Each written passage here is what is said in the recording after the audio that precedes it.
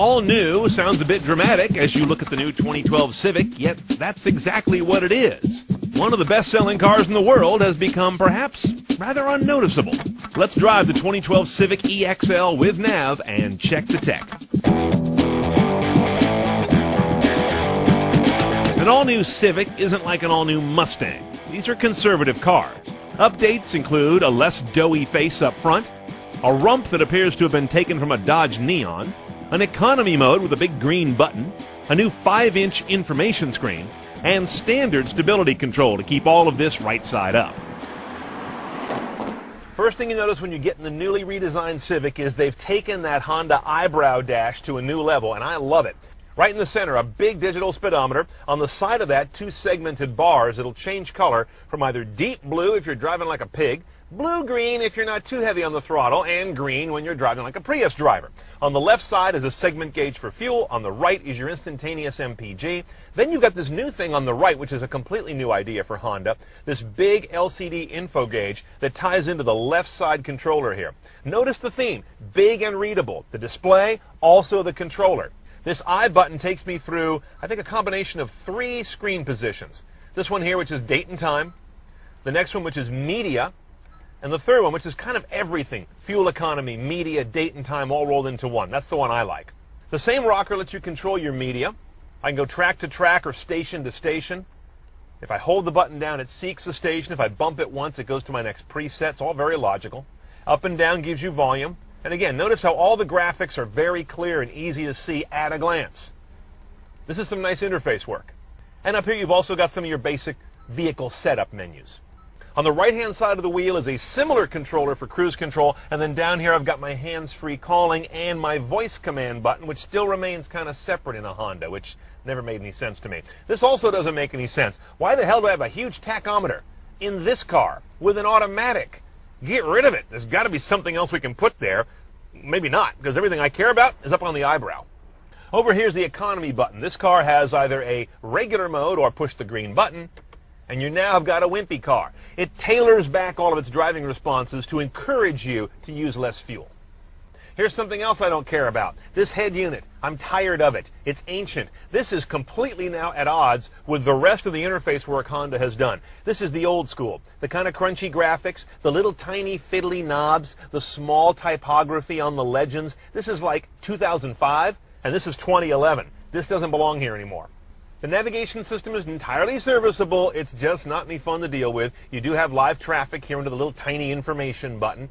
That'll show up as a list or on the map. Same dopey controller Honda's had for years, but I think it's actually gotten smaller. This little mushroom cap thing, what's the point in a car? Your optical disc is up here. And among your audio choices are that CD, AM, FM, XM radio, no HD radio, and I've also got my USB pigtail down here. Auxiliary analog is up here. And once I get a phone paired up, I have Bluetooth streaming as well as hands-free calling. Audio output is straightforward, 160 watt amp. That's it. No subs, no surround, and no factory choices for an upgrade, not even on this high-trim car.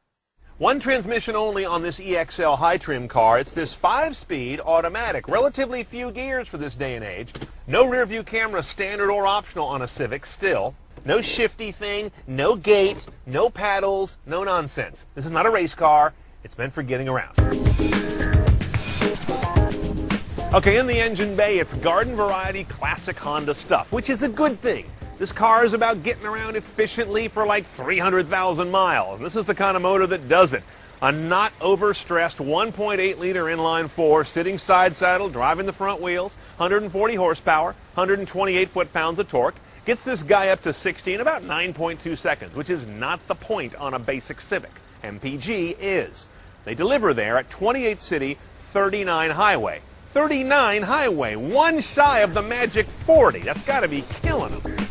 Now compare those MPG numbers to the outgoing 2011 Civic, and you'll see they're 2 to 3 miles per gallon better on a car with an automatic. Nice, but nothing dramatic. Okay, let's drive our eminently civilized Civic EXL. Again, high-trim car here.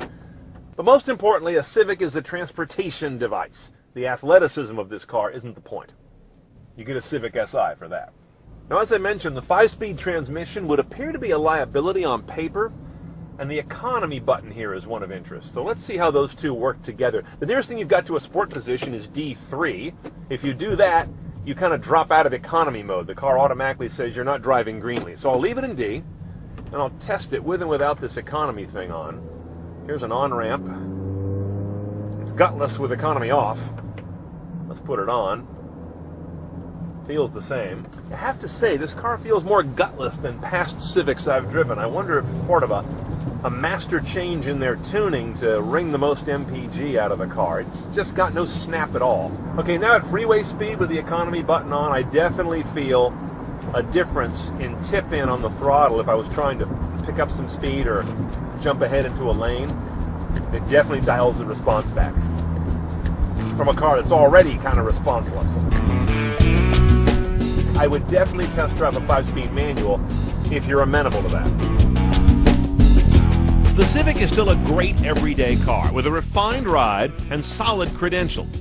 But the Ford Focus, the Hyundai Elantra, and even the stodgy Corolla make the Civic less and less of a standout.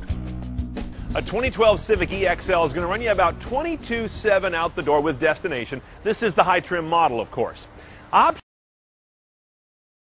or non-nav. It adds $1,450, which is kind of cheap, but not cheap enough for that unit. I'm going to delete that and go aftermarket. Now, your other tech options, a dealer-installed remote start for $500. Oh, and by the way, the lower trim cars are available with a 5-speed manual. This guy's automatic only.